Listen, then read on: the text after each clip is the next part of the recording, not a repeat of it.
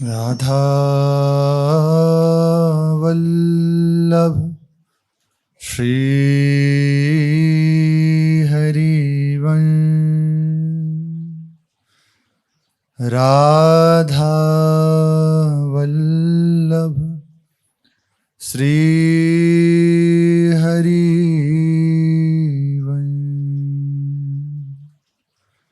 सत्प्रेम सिंधु मकरंद रसोगधारा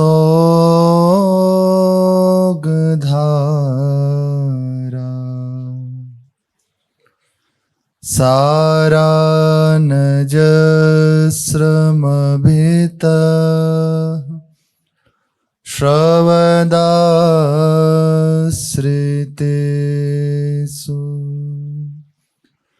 श्रीराधिके तव कदा चरणारविन्दं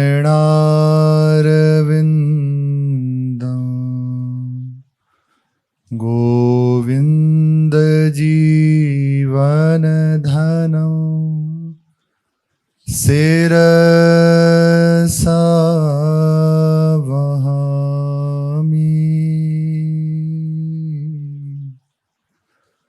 गोविन्द जीवनधनं शिरसा वहामि। श्री राधा वल्लभ लाल की जय। महामहिम श्री युगल सरकार, उनका निज महल वृंदावन, जहाँ नवम नवम लीलाएं नित्य प्रति श्यामा श्याम अपने निज जनों को सुख देने के लिए करते रहते हैं, वही ये श्रीधाम वृंदावन है जहाँ अपने जनों को वास करने का अवसर मिला है। यहीं पर अनेकों दिव्य लीलाएं हो रही हैं, हो रही थी नहीं, हो रही हैं। बस जहां एकमात्र अपनापन प्रिया प्रीतम के चरणों में उपासक का होता है, अपने शरीर का भी अपनापन हटके, ममता हटके, राग हटके, केवल प्रिया प्रीतम से जहां अपनापन हुआ, इन लीलाओं को देखने का अधिकारी हो जाता है। तभी तक बाधक है इन लीलाओं में दर्शन, जब तक शरीर राग नष्ट ना हो जाए। रसिकों के संग से श्री श्यामा श्याम रसिक शिरोमणि श्री युगल सरकार के चरणों में अपनापन ना हो जाए। जहां अपनापन हुआ, बस अब नित एक धर्मिन संग, तो रंग बढ़त नित नित सरत, नित नित प्रेम अभंग, यह जो कृपा हरिवंश। जहां धर्मियों का संग हुआ, निरखत नित्य विहार, पुलकित तन रोमावली, आनंद नैन सुधार, यह जो कृपा हरिवंश। वो इन्हीं नेत्रों से श्री युगल सरकार की दिव्य लीलाओं को देखने का अधिकारी हो जाता है। अपने जनों को एक बात चाहिए, किसी भी अवस्था में रहें, हमारा हृदय हर समय हृदय आराध्य श्री श्यामा श्याम के चिंतन से युक्त रहे। उनको भूलो ना, उनकी विस्मृति ना हो, संसार का स्मरण छूटे और श्यामा श्याम का सतत स्मरण हो। बस यही करना है। जैसे जैसे स्मृति शरीर संसार की छूटेगी, वैसे वैसे देखेंगे कि श्यामा श्याम की रति जागृत हो रही है, प्रकट हो रही है। या ऐसा कह लीजिए, जैसे जैसे प्रिया प्रीतम के चरणों की रति बढ़ने लगेगी, वैसे वैसे संसार की रति, आसक्ति, राग ये हटने लगेगा। और इसके लिए परम सहयोगी है प्रिया प्रीतम के नाम का स्मरण, उनकी लीलाओं का गायन, उनके चरणों की सेवा, उनके जनों का संग। बड़ी मधुर मधुर लीलाएं हैं। प्रसंग चल रहा है, रसिकों का विनोद है, प्रेमियों का विनोद है कि प्रिया प्रीतम की नवम नवम लीलाओं को नेत्रों से देखें। तो जैसी जैसी रसिक जन भावना करते हैं, वैसे वैसे प्रिया प्रीतम खेल खेलते हैं। एक रसिक दासी नाम की सखी हुई, उनके हृदय में भाव बना कि प्रियाजू को जज रूप में देखें, न्यायाधीश के रूप में देखें, और लालजू को चोर रूप में देखें और न्याय करें श्री जी। ऐसा विनोद प्रकट हुआ ब्रज लीला के अंतर्गत। जो ही चिंतन हृदय में हुआ तो तत्काल उसकी समस्त जो लीला में सहयोगी बात है वो पूरी होने लगती है। सखी देखती है सुंदर तख्त पे कुसुम आसन विराजमान है, वहां श्री स्वामिनी जो पट्ट महिषी श्री लाडली जो विराजमान है, श्री ललिता जो, विशाखा जो आदि सखियां सब समीप में ही सौंज लिए हुए खड़ी हैं सेवा की, और भी सब सखियां वहीं विराजमान हैं। प्रत्येक द्वार पर सखी जन श्री जी के विरत का गान कर रही हैं। उसी समय एक रसिक दासी नाम की सखी आती है और आकर अपनी फरियाद द्वार पर जो सखी है द्वार पे उससे कहती है, श्री जी की हमें दर्शन करा दो, हमें अपने हृदय की एक दुख व्यथा श्री जी को सुनानी है, आप सब कृपा करें। सखी की प्रार्थना सुन के तो जो द्वार पे सखी, उन्होंने कहा आप ठहरिए, हम श्री किशोरी जी से आज्ञा लेके आए। और वे अंदर आती हैं। अंदर आके श्री जी से कहते हैं, श्री जी एक सखी आपको दर्शन करना चाहे और अपने हृदय की कोई व्यथा है वो आपको सुनाना चाहती है। श्री जी परम करुणामयी, बड़ी दया समुद्र। सखी से कही, सखी तेने बाय रोकी चोए, जल्दी लेके आ। श्री जी को सहन नहीं होता, तुरंत लेके आ। अभी तो दौड़ी दौड़ी गई सखी और रसिक दासी का हाथ पकड़ के श्री जी के समीप लाती है। और श्री जी को देख के सर झुकाकर रसिक दासी श्री वृषभानु कुलमणि सकल देव आराध्य करुणा वरुणालय श्री स्वामिनी जी की जय हो जय हो जय हो जय जयकार करती हैं। श्री जी ने कही, सखी तो निसंकोच है कि अपने हृदय की बात कहे, तो एक काऊ ने सताई है, कोई दुख है। वे सखी कहती है, हे समस्त दुखों को दूर करने वाली स्वामिनी जू, आपके पूरे राज्य में सब लोग सदा सुख सो रहे हैं, किसी को कोई बात की परेशानी नहीं है, कोई अशांति नहीं है, सब प्रेम से रहते हैं। लेकिन ऐसे शांत देश में, ऐसे प्रेम में देश में एक घटना घट रही है कछु दिनंते। वो ये कि नंद बाबा के इकले लाल हैं जिनको नाम श्याम सुंदर है, पूरे राज्य में उदम मचाए हुए है उन्होंने। काऊ के घर चोरी करें, काऊ को दही लूटें, काऊ की मटकी फोड़ दें। इतना ही ना है, अपने को नंदगांव को राजा इन्होंने घोषित कर दिया है और दिन दहाड़े दान मांगे। डकैती डार के हमारे हृदय रूपी तिजोरी इसको तोड़ के मन रूपी रत्न चुरा लियो है। अब मैं उनकी बात कितनी सुनाऊं, कैसे सुनाऊं, मुझे लज्जा आवे कहने में। सखी कह रही है। श्री जी ने कहा, अच्छा हमारे शांत राज्य में और ऐसी मनमानी सही नहीं जाएगी। उनके मैया बाबा डांटे ना आए, उन्हें रोके ना आए। नंद बाबा तो बहुत सूदे हैं, बहुत सीधे साधे हैं, वो कछु न के मैं। अरे नंद बाबा तो कछु कहते होंगे, अरे स्वामिनी जू बे अपने मैया बाबा के इतने दुलारे हैं कि उनके सामने इतने सीधे बन के रहे कि उन्हें पता ही ना चले कि जो कोई उदम करते होंगे, बहुत सीधे बन के रहे। ऐसे जादूगर हैं कि कोई भी रूप बना लें। श्री जी ने कही पहरेदार कछु न के मैं। और पहरेदार क्या करेंगे, एक नाम होए एक रूप होए तो पकड़े। कहीं पे कन्हैया नाम है, बिहारी नाम है, गिरधारी, दान विहारी, कुंज विहारी, आदि आदि अनेक नाम है उनके। तो एक होए तो बात बने। अलग अलग क्षेत्र में अलग अलग नाम से विख्यात है। किसी कुंज में जाओ तो राधा रमन जी के नाम से विराजमान है, किसी कुंज में जाओ तो राधा वल्लभ जी के नाम से विराजमान है, कहीं जाओ तो श्री कुंज बिहारी जी के रूप में विराजमान है, कहीं दामोदर जी, कहीं श्याम सुंदर जी, अनेकों उनके नाम है। जिधर जाओ तो कैसे पकड़ोगे।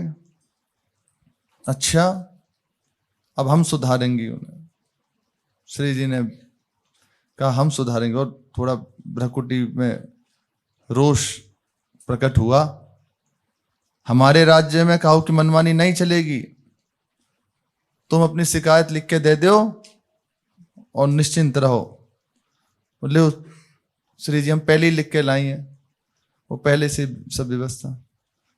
तो श्री जी ने कही मंत्री जी, ललिता जो मंत्री जी हैं, तुरंत अर्जी ली जाए इनकी और कोतवाल को आदेश दो। ये सब सखियों का ही विनोद है आपस। आदेश दो कि ये जो निडर चोर है जो हमारी प्रजा को सतावे, बाकू पहचान के कई और न पकड़ लाए, उन्हें पकड़ के लाए और नंदगांव ते उनको नाम समझ बूझ के लेके आई हो। और ध्यान रखियो भी भाग ना जाए, ऐसे हाथ नहीं आएंगे। श्री जी पहले उनको सावधान कर देते हैं। ललिता जी ने कही जो आ गया स्वामी जी, और सभा विश्राम हुई। दूसरी तरफ श्री श्याम सुंदर जी अपने कुछ परिकर के साथ, सखाओं के साथ, मनसुखा है, मधुमंगल है, सुबल है, ये सब आदि स्तो कृष्ण विशाल आदि सखा हैं, विशाल मंडली है, उनके साथ गौचारण करते हुए ब्रज में विराजमान है। और इधर से श्री जी के महल से दो परिकर उन्हें पकड़ने के लिए गए। और यहां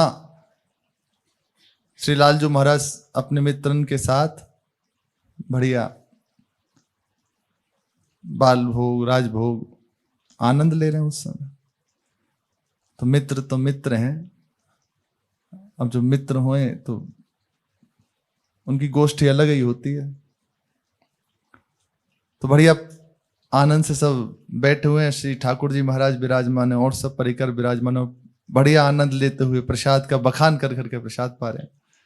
मधुमंगल जी बोले अरे भैया हमें एक बात समझ ना आवे, तुम सब भोजन भगवान ते इतने उदासीन क्यों रहे हो। भोजन भगवान ते इतने उदासीन काहे को रहे हो। इतनी देर में तुम बस एक ही लड्डू खा पाए हो। परस्पर ये प्रेम वाली चर्चा चल रही है। सुबल जो सखा है वो बोला मधुमंगल तेरी बातों निराली है, तू कछु अलग से निकार के रावे। ये भोजन भगवान कब ते है गए और कैसे है गए। बोले कैसे है गए। अरे सच्चो भगवान तो भोजन नहीं है। भूखे भजन ना होए गोपाला। आगे क्या है, ये प्राय सबको याद है, ये तो याद होना ही चाहिए। भोजन भगवान क्यों नहीं है सके। वेद ने भगवान को रसो वैसा कहा है। कहो है कि नहीं कहो। बता रहा मधुमंगल व्याख्या कर रहा है कि भगवान कैसे है भोजन। हाँ कहिए, लेकिन एक बात बताओ, निराकार को रस रूप माने, जाको आकार ही ना है तो बाको रस कैसे माने। मधुमंगल जी व्याख्या कर रहे हैं। बात तो तू सही कह रहा हो। तो आकार कहा है, प्रत्यक्ष प्रकट रूप में अन्न ही तो ब्रह्म है। तो जो वेद, जो पुराण नेति नेति कह के रसो वैसा का संकेत कर रहे हैं ना, वे भोजन को ही कर रहे हैं। तो जो रस रूप परमात्मा ये अन्न ही है, भोजन ही है। ये नाना प्रकार के रस से भरी साग की कटोरी और पकवान मूर्तिमान रस है। दृष्टि प्राप्त करो, अपनी दृष्टि बदलो तो दर्शन होएगा। आप सम्मत मानिए। हमें तो श्री जी का उच्छिष्ट तो श्री जी स्वरूप ही है, उसके अलग नाना तरंग कर छिन ही छिन। सुवर्ण की मधुमंगल तेने ये तो बता दे कि भोजन ही रस स्वरूप परमात्मा है, लेकिन साहित्य में, रस साहित्य में भगवत रस के आस्वादन के बाद सात्विक भाव उदय हुए, अष्ट सात्विक भाव आदि। तो या भोजन में कहाँ है वे? श्वेत, कंप, अश्रु, वैवर्ण आदि, प्रलय आदि ये भाव प्रकट होते हैं ना, जहां रस प्रकट होता है विरह में, प्रेम में। तो इस भोजन में कहाँ है ये भाव? चौनाए सुनो, हम सुनाए तुम्हें? हमसे पूछो, हम भोजन के उपासक हैं, बड़े उपासक हैं।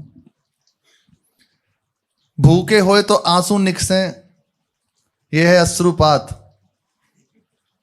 प्रथम अष्ट सात्विक भाव में से सबसे पहला कि जब भूख होए और नेत्रन से अश्रु प्रवाह होए, यह है अश्रुपात। सुंदर व्यंजन देख के शरीर पुलकायमान है जाए, यह है रोमांच, अश्रु रोमांच। और सुनो, भोजन मिलवे पे ये जो मुख पे लालिमा आ जाए ना कि कैसे गपागप पाए जाएं, यह है त्रिवर्ण। भंगिमाएं बदल गई। और भोजन करते समय प्रसन्नता, और ज्यादा भोजन देख के सबको खाएवे की असमर्थता, यह स्तंभ। शरीर ने काम करना बंद कर दियो।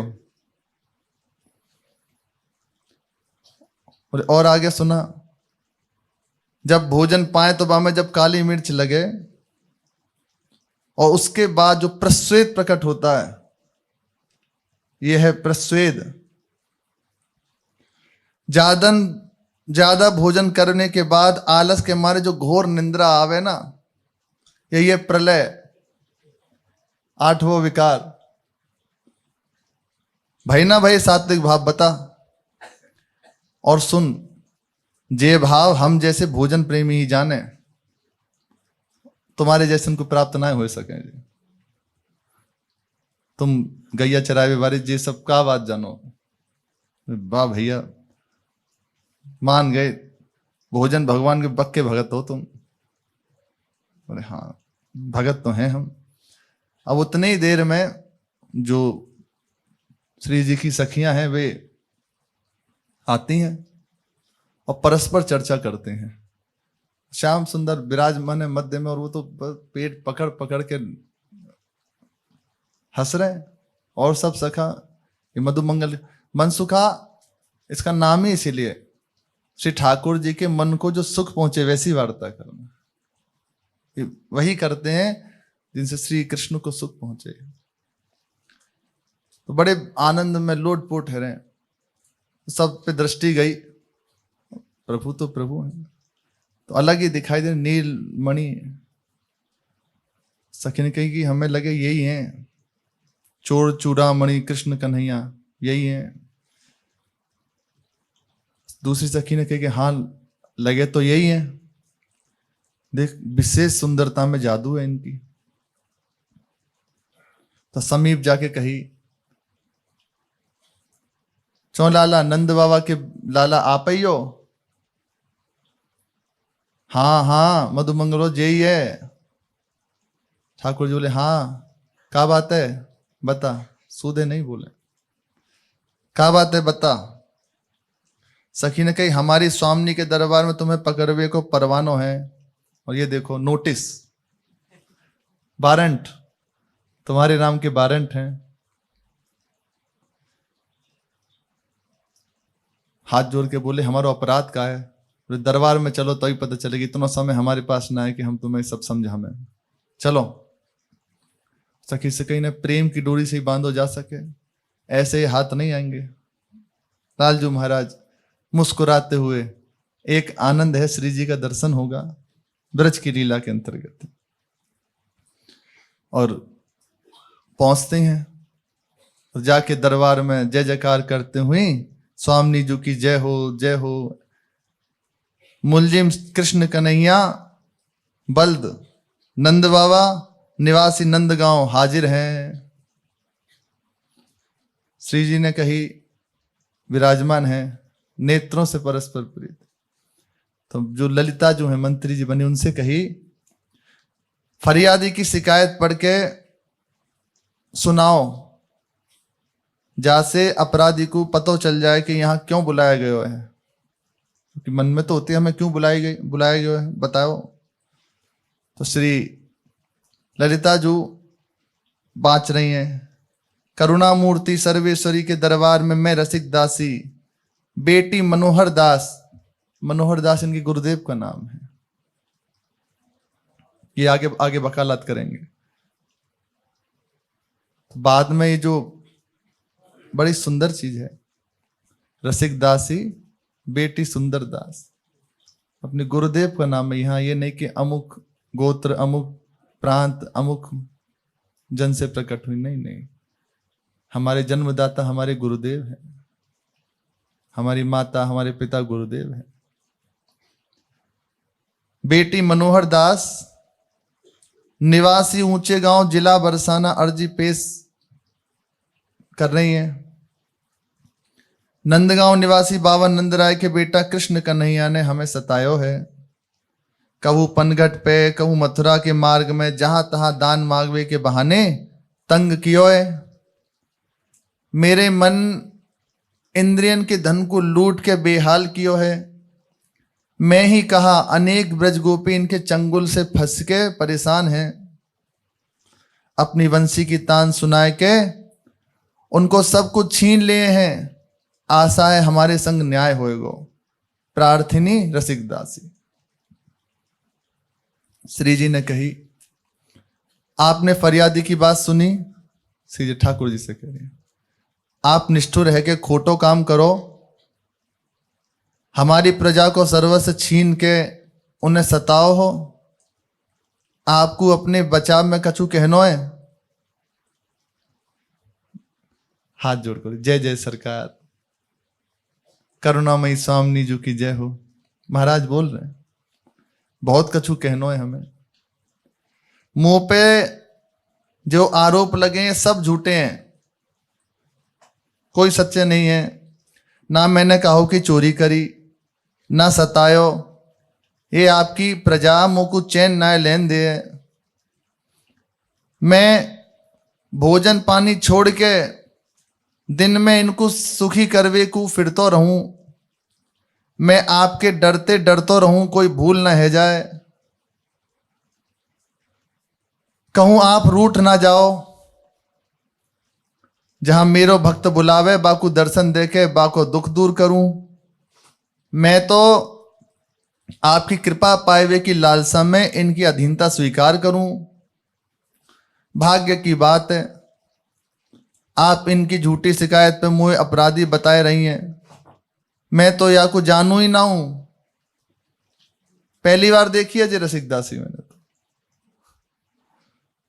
श्री जी ने कही दूसरे पक्ष को संबोधित करते, आपने सुनी, ये तो अर्जी को झूठी बता रहे हैं, अपने को निर्दोष बता रहे हैं। कोई ठोस बात बताओ जैसे सही सही न्याय होए। मंत्री जी ने कही, ललिता जी ने, स्वामी जी आप से प्रार्थना है कि दोनों ओर के गवाह बुला लिए जाएं, उनकी बात सुन के आप फैसला सुनाओ। रसिकदास ने कही ठीक है ठीक है, अब ही दूध को दूध पानी को पानी है जाएगा। श्री जी महाराज ने कहा फरियादी अपराधी आप पे लगाए गए आरोप को झूठो बतावें, अपने आरोप सिद्ध करने के लिए अपने गवाह पेश करो। अब थोड़ा चिंतन करो, सुंदर उच्च सिंहासन पर श्री किशोरी जो विराजमान है, संग में सखीजन चबर हैं, दुलारी हैं, मोरछल हैं, बीजना हैं, कोई पान बीरी, कोई जल झारी ऐसे लिए खड़ी हैं।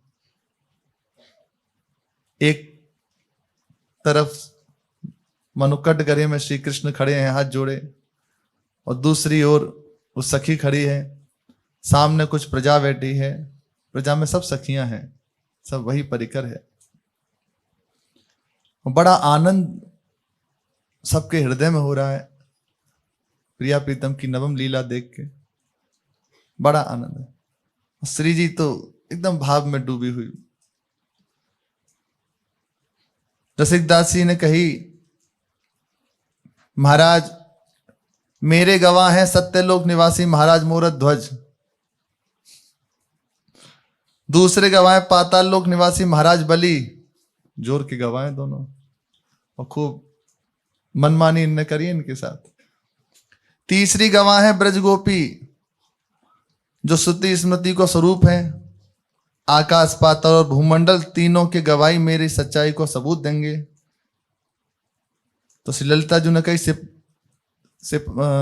जो और जन हैं कि जाओ ये सब गवाहों को समन, जो वो हाजिर हों ऐसा समन कहते हैं, उनको पहुंचा के आओ, वे सब कल यहां दरबार में हाजिर हों और गवाही दें अपनी। आज की सभा समाप्त की जाती है। ऐसा कह के और सब आनंद से अपने अपने पधारे, सभा समाप्त हुई। इधर श्री श्याम सुंदर श्री जी को प्रणाम करके और एकांत लता के नीचे बैठे हैं, विचार करने लगे अच्छे फंसाए हम तो, अब हम क्या करें। रसिकदास जी की अर्जी ने तो बेचैन कर दियो। हाँ बहू अपने वकील को बुलाइए तो हम अपने वकील को बुलाएंगे, उनसे सलाह करें। और बस इतना विचार किया, कहा वेद महाराज शीघ्र पधारो, वेद कानून है भगवान का, पधारो। वेद आते ही हो तो जय हो जय हो जय हो अखिल लोक नायक सुखदाम सर्व सुखदाम परात पर अखिलेश्वर भगवान, जय हो जय हो, प्रणाम करने लगे। श्री ठाकुर जी महाराज ने कहा आओ आओ विराजो, यहां जे आसन है, लतन के नीचे ही बैठो। वेदों ने की प्रभु हमारा बड़ो सौभाग्य, आपने हमें याद कियो, क्या आज्ञा है। श्री ठाकुर जी कह रहे हैं कहा बता मैं, हमारी स्वामिनी जी के दरबार में ऊंचे गांव वारी रसिक दासी ने चोरी चुगली के आरोप लगाए हैं हमारे ऊपर, और गवाह में मूरत ध्वज राजा बलि और गोपिन इनको पेश कर रही हैं। अब यह मामले में तुम ही हमारी वकालत करो, कैसे मामलों निपटेगो। वेद ने कही प्रभु आप चिंता मत करो, सब ठीक है जाएगा, हम अपने गवाह सबूत पेश करेंगे।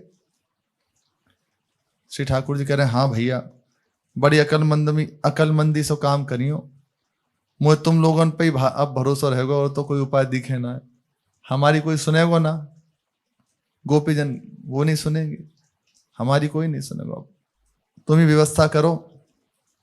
वेद कही प्रभु आप निश्चिंत रहें, और आपस में चिंतन करते हुए कि धन्य है आपकी लीला की बलिहारी है, जो अलग पुरुष अविनाशी है, निराकार है, निष्कलंक है, पर ब्रजवासिन के प्रेम में ऐसी विचित्र लीला कर रहे हैं। जय हो प्रभु आपकी महिमा का पार नहीं है। और नेति नेति कहते हुए वो पधारे। इधर समन गई महाराज मोरत ध्वज के पास, महाराज बलि के पास और समस्त ब्रज गोपिन के पास। बलि महाराज पधारे, श्री मोरध्वज जी पधारे और सब ब्रज के अंतर्गत आए, एक दूसरे से मिले। तो मोरध्वज जी ने कहा, महाराज बलि का आप भी सखी रसिक दासी की ओर से गवाही के लिए आए हो? हाँ महाराज। आप भी शायद इसी शुभ कार्य के लिए आए हो? हाँ। तो हाथ जोड़ के बोले कि रसिक दासी को हमारे ऊपर बड़ा उपकार है, इस बहाने हमें पावन ब्रजभूमि के दर्शन करवे को सौभाग्य मिलो है। महाराज बलि, मोरध्वज जी एक बार दर्शन के लिए गायन कर रहे हैं महिमा का, और अपने जनों को अखंड वास मिल गया है। बड़ा सौभाग्य कि प्रिया प्रीतम के इस निज महल में प्रिया प्रीतम के दर्शन करने का सौभाग्य, उनकी लीला में सम्मिलित होने को सौभाग्य मिलो। अद्भुत लीला विनोदी श्री युगल सरकार, अब इनके दर्शन प्राप्त होंगे, बहुत आनंदित हैं। बलि महाराज ने कहा, ये सब नंद नंदन और श्री वृषभानु नंदिनी जी, इनकी कृपा से ही संभव है। ये किसी न किसी प्रकार से अपने जनन को प्रेम सुधा की वर्षा से भिगोते रहे। और वहीं रसिक दासी आ गई। महाराज बलि, महाराज मोरध्वज प्रणाम। कहो देवी, हमें कैसी गवाही देनी है, पहले ही समझा दो, कहा करनो है हमें। घूस पहले से ही मतलब तय हो गई। कहा कहूं महाराज, श्याम सुंदर के कारनामे तो आप ते छिपे नहीं है, मैं ही नहीं आप उनके छल कपट के शिकार भय हो। मेरी यही प्रार्थना है, जो छल कपट कियो स्वामी जी के दरबार में स्पष्ट बताइयो, घबराइयो मत उनसे, जासो मेरे लगाए आरोप में कोई शक ना रहे। आपके भरोसे ही मैंने ऐसे टेढ़े मामले में टांग अड़ाई है। बलि महाराज ने कही, आप निश्चिंत रहें, हम सब कुछ सत्य सत्य कहेंगे। दरबार लगा। दरबार में श्री स्वामी जो विराजमान हैं और सब जितने भी दरबारी जन भी विराजमान हैं। एक और श्री कृष्ण और दूसरी ओर सखी और बीच में वकील, वेद वकील हैं। और इस पक्ष से जो रसिक दासी सखी है, उसके गुरुदेव मनोहर दास जी, वे वकील हैं। श्री जी ने कही, रसिक दासी के मुकदमा में अब तक कहा भयो, हमें सब बताओ, कहां तक बात पहुंची। ललिता जो कहती है, फरियादी के गवाहन को सम्मन भेज दिए हैं, अपराधी के वकील वेद और फरियादी के वकील बाकी गुरुजी हैं, दोनों के वकालतनामे आए हैं, ये रहे, तो कार्यवाही शुरू करो, जो आ गया। और कहा, महाराज बलि हाजिर हों। ऐसे आवाज लगाई जाती है ना कोर्ट में, महाराज महाराज, जब जो भी नाम से पुकारते हो, हाजिर हों। सब हाथ जोड़े आके और श्री बलि महाराज खड़े हो गए। तो श्री जी ने कही, कहो बलि महाराज, आप अपराधी को कहीं पहचानते हो? जी महाराज, बहुत अच्छी तरह पहचानते हैं हम। आपकी इनसे कैसे पहचान भई? रसिक दासी कह रही है, भले आदमी को धोखो दें, इनने आपसे कहा छल कपट कियो है, हमें स्पष्ट बताओ।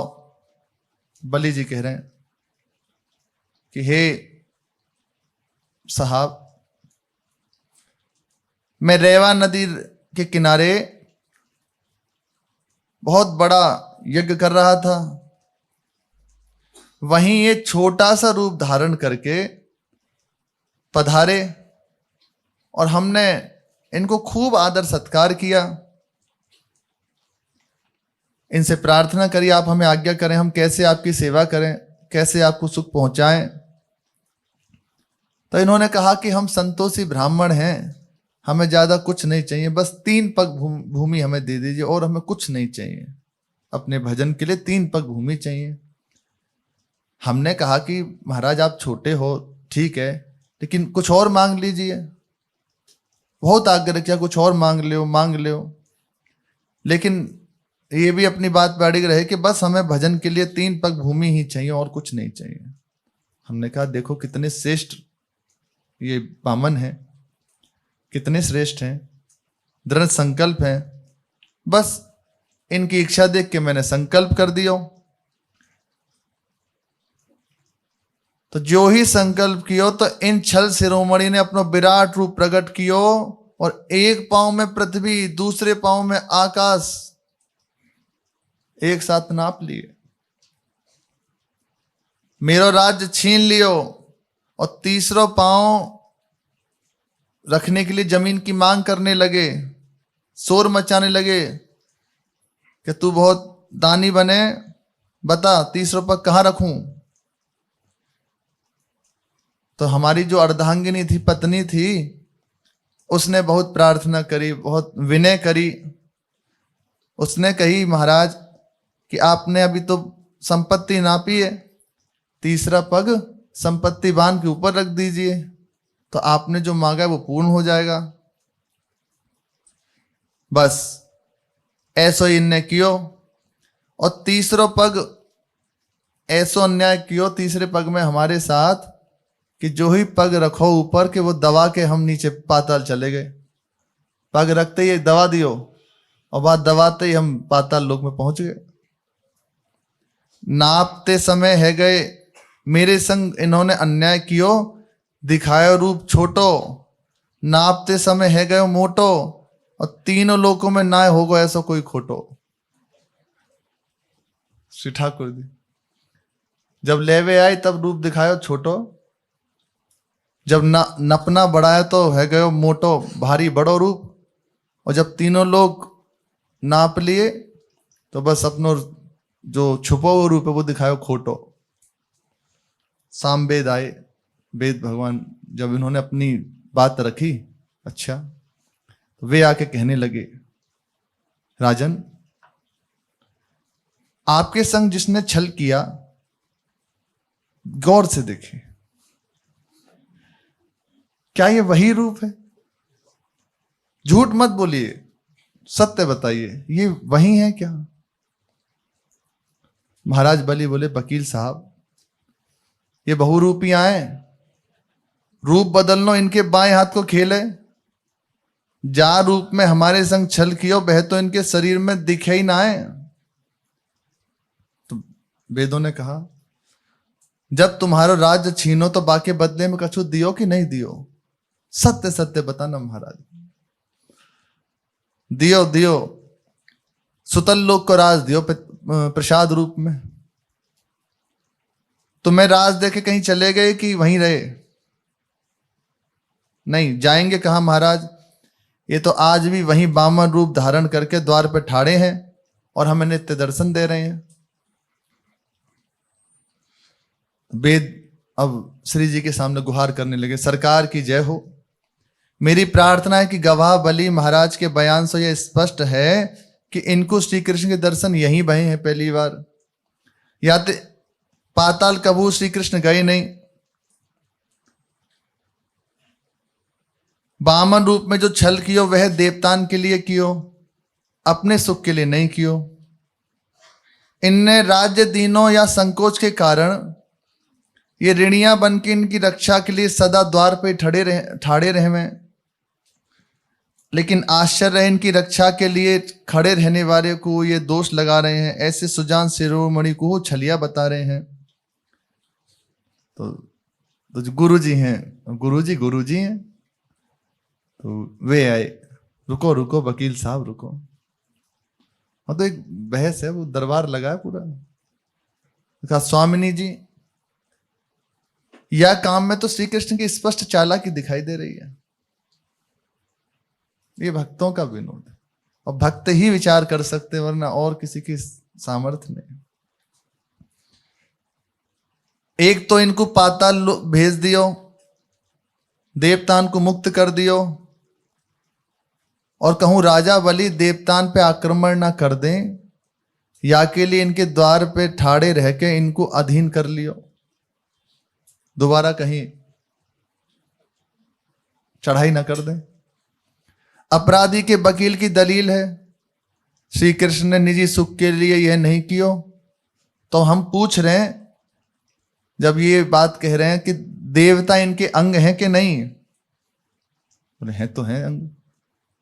ये देवनायक हैं कि नहीं, हैं तो हैं। बस या सो देवतान को राज, इन्हीं को राज्य तो नहीं न छीनो, चालाकी करिए। श्री जी ने कहा अच्छा, दोनों वकीलन की मुख्य मुख्य बातें लिखी जाएं। फिर ललिता जी ने कहा सरकार, दूसरे गवाह महाराज मोरध्वज हैं, बुलाएं। बोले हाँ बुलाओ। महाराज मोरध्वज हाजिर हों। मोरध्वज महाराज आके प्रणाम करके और हाथ जोड़ के खड़े हैं। श्री जी ने कहा राजन, आप अपराधी के बारे में कहा जानो, सच सच बताओ। महाराज, मैं आप बीती आपको बताऊं, शिप्रा नदी के तट पे मणिपुर में मेरो राज्य है। मैं अतिथि सेवा बहुत बड़े भाव से करता हूं। एक दिन 2 साधु एक सिंह लेके मेरे द्वार पे आए। मैंने आदर सत्कार करके भोजन के लिए कही तो बड़े साधु बोले कि हम यात्रा करके आए रहे हैं, तुम तैयारी करो। लेकिन ये जो शेर है ये तो भोजन पाएगा नहीं, इसकी क्या व्यवस्था है। इस शेर ने हमारे जो पुत्र है उसको पकड़ लिया है। हमने शेर से छोड़ने की प्रार्थना की, मोरध्वज महाराज कह रहे हैं। तो शेर ने कही कि यदि राजा मोरध्वज और उनकी रानी अपने पुत्र पे आरो चलावें और बाको जो शरीर को मांस है वो हमें दें, तभी तुम्हारे पुत्र को छोड़ूंगा। महाराज, मैंने साधु की बात मान के ऐसो ही करो, और ऐसा ही किया। दोनों अलग अलग वर्णन आता है कि कहीं मोरध्वज जी के ऊपर आरा चला, कहीं ये भी कहा जाता है कि पुत्र के ऊपर आरा चला। और शर्त ये थी कि आंसू नहीं आना चाहिए, आह नहीं निकलनी चाहिए। बहुत भगवान लीला बिहारी हैं। श्री मथुरा दास जी महाराज सुनाते थे कि जब चीरा जा रहा था, मोरध्वज जी का बताते थे वे, कि जब ऐसे आरा चलाया जा रहा था तो उसमें यह तय था कि पूरा तो चाहिए नहीं, आधा पक्ष चाहिए। तो ये जो दाएं भाग है इसके निर्णय हो गया कि इसी भाग को सिंह को देंगे, और ये जो वाम भाग था वो तो व्यर्थ हो गया। तो पुत्र और श्री उनकी पत्नी मोरध्वज जी की वे ऐसे आरा चले, और धीरे धीरे प्रेम पूर्वक बहुत ऐसे आराम आराम से चलाना है आरा। तो आरा चल रहा था और यहां तक आ गया था। यहां तक कल्पना भी नहीं कर सकते, कल्पना नहीं की जा सकती। धीरे धीरे आरा चलाया जा रहा है। तो उसी बीच में देखो खड़े हैं आराम से, प्रभु खड़े हैं सामने। तो देखा कि इस जो वाम नेत्र है इससे एक आंसू ऐसे, बस इधर से नहीं, इसी आंख से आंसू निकलना एक तरफ से बस। तो उसी बीच में जब यहां तक चिर गए हैं तो श्री कृष्ण जो साधु वेश में कहा कि नहीं लेंगे लेंगे लेंगे नहीं, छोड़ दो इसको, दुखी होके दे रहा है, हमारा से एक पाएगा नहीं। चल दिए, छोड़ के चल दिए। अरे जो लोग कहते हैं ना हमारी परीक्षा चल रही है, ये है परीक्षा। ऐसे जनों की होती है परीक्षा, अपने जनों की परीक्षा नहीं होती। कटा हुआ यहां तक फट चुका है और छोड़ के चल दिए कि तुम दुखी मन से देते हो, नहीं चाहिए तुम्हारा दान, हमें रखो अपने पास। तो इशारे से, अब बोल तो सकते नहीं, इशारे से ऐसे हाथ से झाला दिया कि रोको रोको, हम बताते हम क्यों रो रहे हैं। तो चरण पकड़ के जो सेवक थे उन्होंने रोका और सब संभाला। क्यों रो रहे हैं? बोले महाराज इसलिए रो रहे हैं, गजब का समर्पण, इसलिए रो रहे हैं कि ये जो वाम पक्ष है ये क्लेशित है, और जो दक्षिण पक्ष है ये प्रसन्न है। देखो पुलकावली हो रही है बहुत धीरे धीरे, कान से ही कह रहे थे, बहुत पुलकित हो रहा है। क्यों? क्योंकि आज ये सौभाग्य मान रहा है कि अपना साधु की सेवा में लग गया, ठाकुर की सेवा में उपयोग हो गया। लेकिन ये दुखी इसलिए हो रहा है कि संत सेवा में उपयोगी नहीं हुआ, इसलिए हृदय से क्लेशित है, इसलिए आंख से आंसू आया है। अब सहन नहीं हुआ ये बात सुन के ठाकुर, और उसी रूप में प्रकट हुए, ऐसे हृदय से लगा लिया मुहूर्त जी को। तो बस जो ही प्रभु ने स्पर्श किया वो तो पूर्ण स्वस्थ, पूर्ण ठीक हो गए।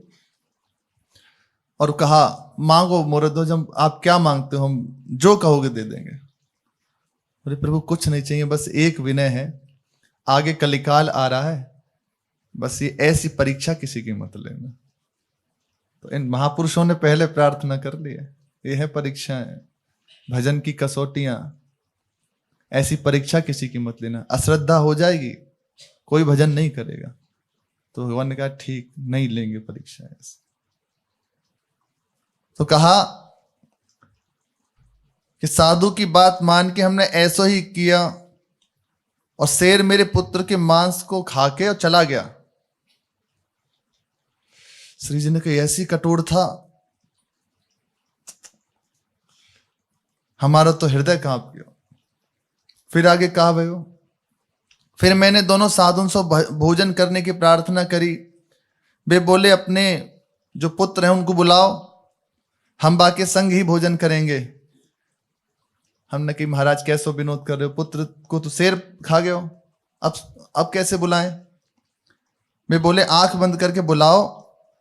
तो उनकी आज्ञा को पालन किया, हमने अपने पुत्र को आवाज दी, नीलध्वज नाम था, और वे आ गया। वे साधु श्री कृष्ण अर्जुन के रूप में बदल गए और अपने को निर्दोष सिद्ध करने के लिए बोले धन्य है राजन, हम तो आपके सत्य की परीक्षा ले रहे थे। मैं बोले आप बड़े हैं, जो करें सो ठीक।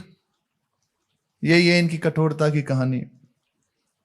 अब जो प्रश्न उत्तर वेद करते हैं तो शेष चर्चा आगे। श्री राधा वल्लभ लाल की जय।